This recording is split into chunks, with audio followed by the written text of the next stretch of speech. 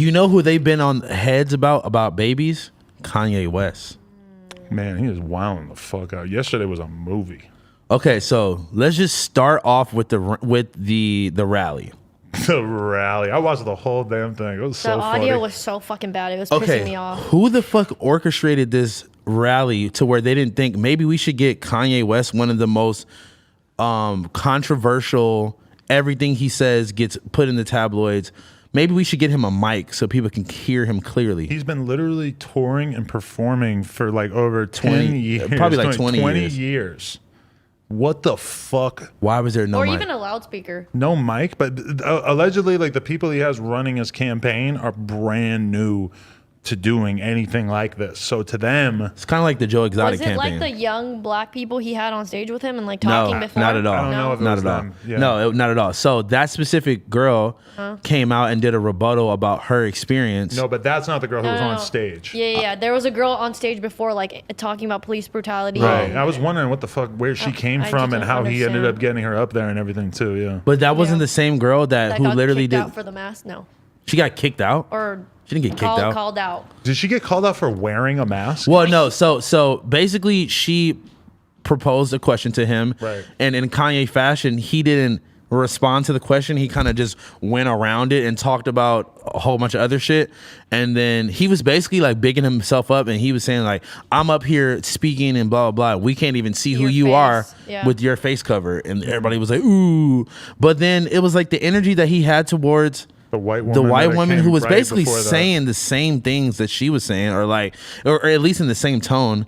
He had a very different tone with her. Totally different, yeah. And it was really fucked. And even like asked her for a hug afterwards, and it was just like, I just don't understand, as someone who is like, he's very vocal about like his love for his mother, who is a black woman, and he gets very visibly upset anytime he talks about her.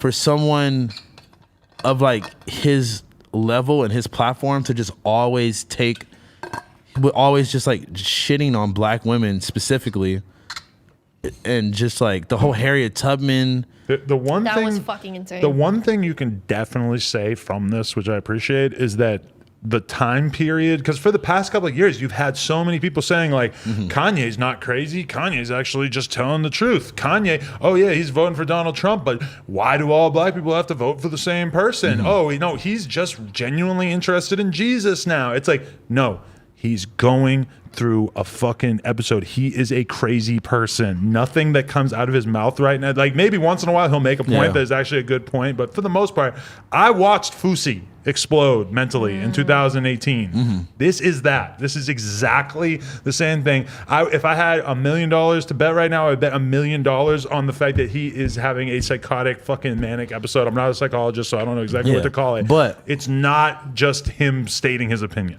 But this is where it comes into play.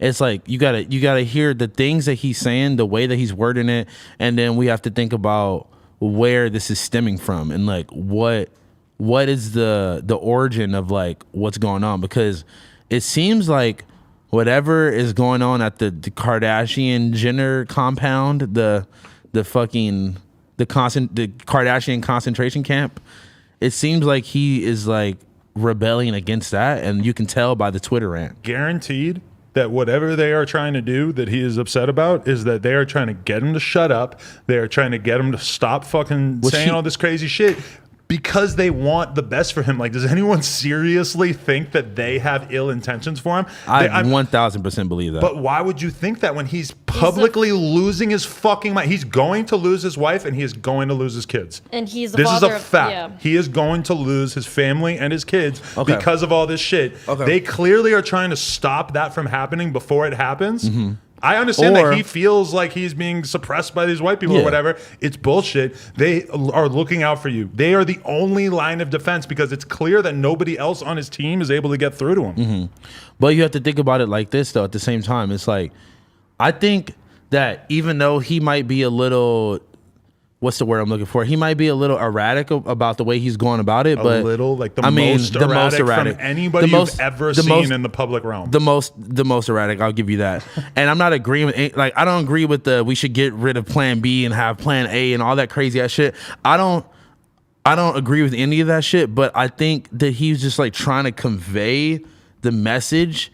And I don't think there was What message? Yeah, what message? There's mean, no his coherent message. Because his message about his experience where they were having conversations about aborting the first child or whatever, and God had this revelation sent to him and was like, oh, we need to keep this child or whatever, right? But there's nothing wrong with that sentiment, but it's like the way that he's expressing it is just so Two people unhinged. Two people who experience unplanned pregnancy to then have a conversation about abortion and then to continue on and to have the kid anyway is like the most normal thing in the world. No, for sure. For him to put that on blast when the kid is 7 is some deranged shit. Like the kid doesn't fucking deserve this. The kid is old enough that they're starting to understand this. Oh, they probably definitely understand it. I mean, or they will understand once they're old enough in a couple years to Google their dad and they'll realize that this is a real thing. Like, why would you want your kid to know that? You got to think about this day and age that we're in. You don't think Northwest is on a fucking iPad and phone every day and not...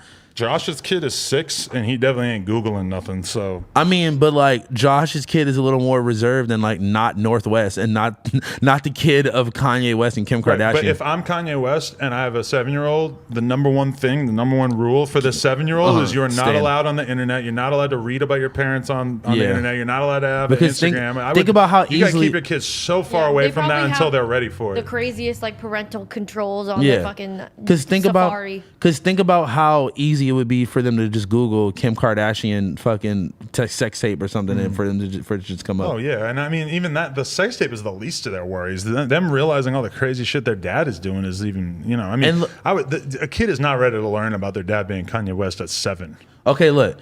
And was it really anything? Okay, like maybe you shouldn't air this out on Twitter, but the whole thing being like my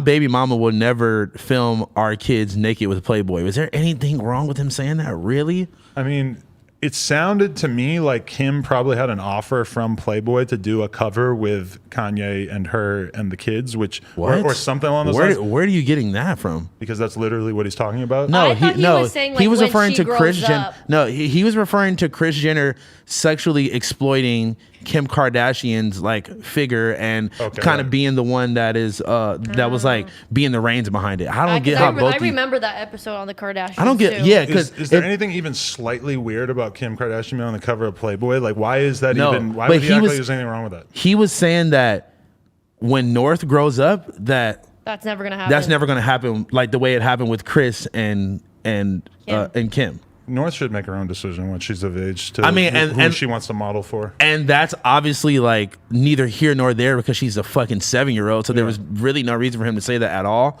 But I think I don't know, he was trying to stir up the pot. He was trying to get, I think he just has serious beef with Kris and he was just going at her on his Twitter finger shit. But I think the more important thing is that he's going through a bipolar manic episode. And so like maybe he has issues calling with Kris. her out like that was crazy. I know. It's just like it is crazy, but I mean at the same time, like if North ends up being a grown woman and her mother is her manager and her manager decides that it's a good idea for her to be in Playboy, it's not like she could force her to do it, but if the manager thinks that it's a good idea, like Kris Jenner wanting to put Kim Kardashian on the cut. Do you see that he called it the sex rape?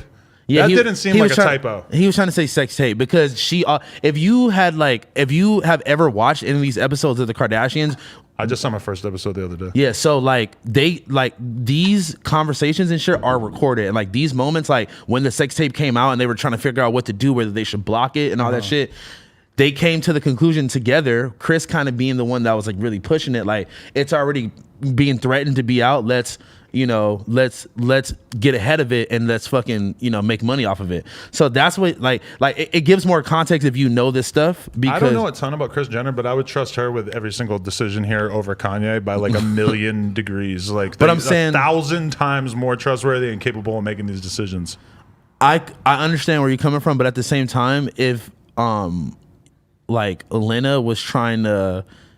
Like if there was a sex tape of your unborn daughter who's not even born yet, and what the fuck? You mean when she's an adult? Yeah, that's what I'm saying. Yeah, you don't have to say you're unborn. I'm saying so like now okay, I'm getting this weird image 21 years into the future, and your daughter has a sex tape that's out that was recorded privately, and her boyfriend or whatever was trying to revenge release it, and Lena was like, all right, let's fucking get ahead of this and make some money out of it. Would you have a problem with it? I mean, at the end of the day, if your kid ends up having a sex tape, then you're gonna have to, and if it is gonna come out, and you're gonna have to make that decision about how to handle it. I mean, I don't think that like 20 years later, while going through a bipolar episode, publicly on Twitter is the best place to then make this decision, you know? The way he should go about it. But that Twitter outburst was clearly like the last gasp of a person who's basically like at the end of like, it's clear that he's so out of control that there's nobody who can stop him from doing this on Twitter.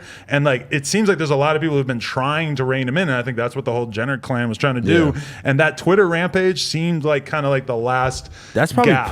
pushing him a little even further, because he's Kanye West. Do you think Kanye West is going to let anybody silence him or tell him what he's going to say? But the thing is I think he just lets it build up for months and months and months at a time, and then he finally lets it spill out. This is something that probably has been building up for years, because the way that he addressed it all, you know? I remember Ian Connor one time saying that he, like, one of the things that he learned from Kanye, don't ever talk about politics publicly. This is what Ian Connor said one time. Wow. And we have seen with Kanye the detriment that talking about politics will have on your career if you have like dissident opinions. If you follow the party line and you just say all the like generic Democrat talking points over and over, then it's fine to talk about politics. But if you are somebody like Kanye who is totally incoherent when he talks about politics, doesn't really know that much about politics or whatever, religion, abortion, whatever, he's just so lacking in knowledge about anything he says about that shit, and he feels the need to do it on this public stage, and it's obviously been very, very bad for his career. I think that like this feels like the last time that anybody was going to take him seriously. Like now, like the stuff that Chance was saying like 2 weeks ago or a week ago about, oh, like why is Joe Biden like a better presidential candidate than Kanye West? Like totally unnecessary questions like that. I don't think anybody's going to defend Kanye like that going forward unless he actually shows us that his mental state has improved significantly. He was making just some of the most ridiculous claims about like the whole abortion thing was really just like really throwing me off. Like he was proposing that like everyone who had a child got $1 million, and everyone in the room laughed at the same time. I know, and he's serious, and like that's what made him mad. You could tell it made him mad because he was like he just doesn't have the answers to like the things that he's proposing. I mean, overall, since his downward spiral, I think that he comes from a good place. It's just a lot of the points that he has is just very narcissistic and only comes from like his point of view, his perspective, his rich nigga in Calabasas. Exactly. I'm gonna move to what the whole like E Entertainment and NBC can't tell my family not to be close to me or something like that. It sounds like he's over in Wyoming, you know, working on the Yeezy farm and Yeezy factories, whatever. He's doing that thing that people do before they like have like a manic episode, or before when people are like suicidal and they start saying that they want to give away everything that they have. And he was kind of saying that like, oh, like I'm not involved with like Adidas or whatever unless I am on the board. Yeah, like all that shit, and like saying that he wants to like, oh, that percentage of my money is now going to go to these Africa, you know. And it's like, I don't believe you at all that you're going to follow through with these, but that sort of intent of just sort of wanting to give away everything he has, given what he's going through. I never thought about that. It really feels like he's kind of like, you know, on the verge of like this is an expression of self-harm. Okay, but then can we be honest though? Okay, and then his album is coming out on Friday. Allegedly. Do we have any reason to actually believe that album actually is a real thing, or it's going to come out? Because I feel like crazy people tend to make really good music, so I think no matter what, it's going to be super interesting. Although I wouldn't say I mean, that he did have a lead-up single. Sorry for cutting you off. But that nobody gave a fuck about at all. I don't even know what you're talking and you about. get a Travis Scott feature, people are supposed to care. Song, yeah. Nav got a Travis Scott feature, and that was like his whole album. Drake got a Travis Scott feature, that was like the whole album. Kanye's... Well, actually, it was the other way around. Drake was the feature on the Travis Scott song. Right, that's why. Oh yeah, you're right. But anyway, go ahead. But I mean, normally when you get Travis Scott on your song, it's a really big song. He didn't even do a full verse. It was like he was singing background vocals. He was like just doing the ad libs. Yeah. But I mean, that says a lot, because normally, like when Kanye releases shit, it goes up. His last album, the Christian album, none of those songs went up. Nothing came from that really. Like Kanye is a guy who prides himself on being able to make massive impacts on society. And that album, to me, made no impact at all.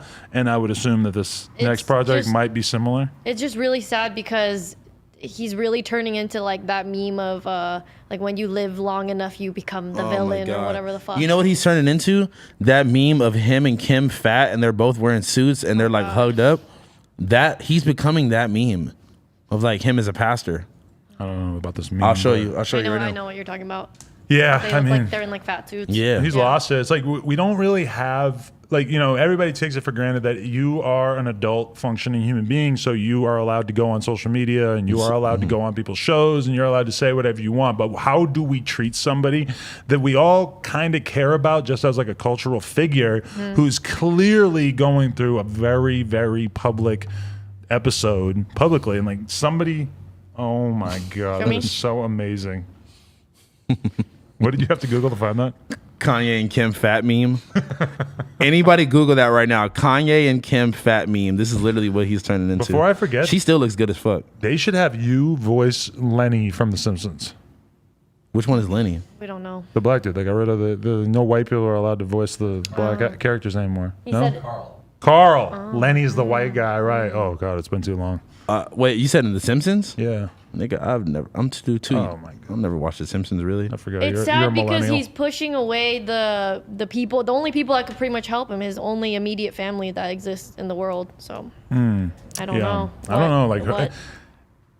What happens from here? Or if we found out that he was all fucked up on pills right now, like, would anybody be surprised? Well, I think the problem is that they said before is that he didn't want to be on the pills. Yeah. Right. So I and think that was kind of the thing with Fouseytube too, is that he was on whatever, like antidepressants, and then he got off of them and started taking Adderall, and he thought he was fine, and everybody else is like, no, you're losing. And then at a certain point, though, you hit the wall. But I mean, Kanye has gone through this exact thing like a bunch of times publicly. It just seems like people are a lot more cognizant of what's actually happening right now.